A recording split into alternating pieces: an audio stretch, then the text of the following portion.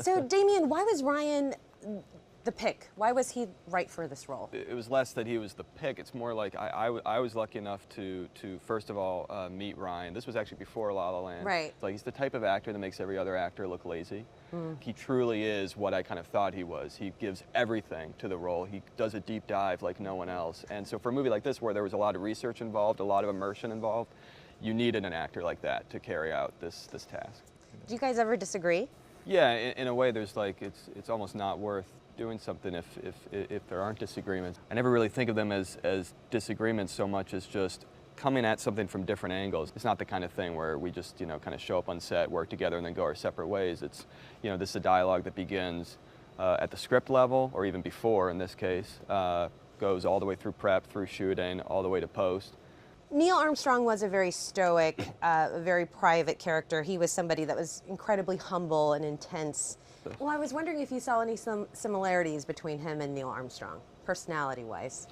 There is a humility to Ryan and a sense of sort of privacy to Ryan that I do think you see parallels of in Neil. There's such a great depth of character to him. It was a beautiful way to get to know someone through their family, through their kids, through their,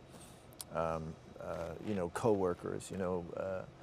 He's known to be quite a remote person, but everyone was really enthusiastic about sharing with me, the little things that they had learned about him, about him, things that he might try and hide that were really fascinating. So what was the most surprising thing that you learned about him? The story I loved was Mike Collins was telling us a story that when they were on one of their many world tours after they landed, they were in a museum in Italy, and they were by some Michelangelos, and the tour guide didn't show up, so Neil just started giving the tour.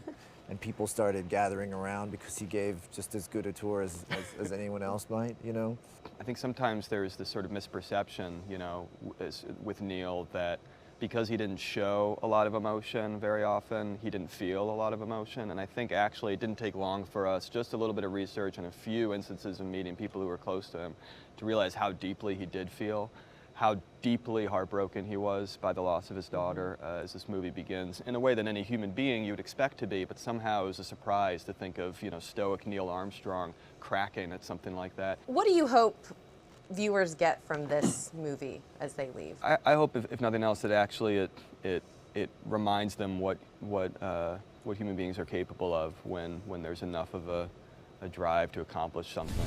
You're down here and you look up and you don't think about it too much, but space exploration changes your perception.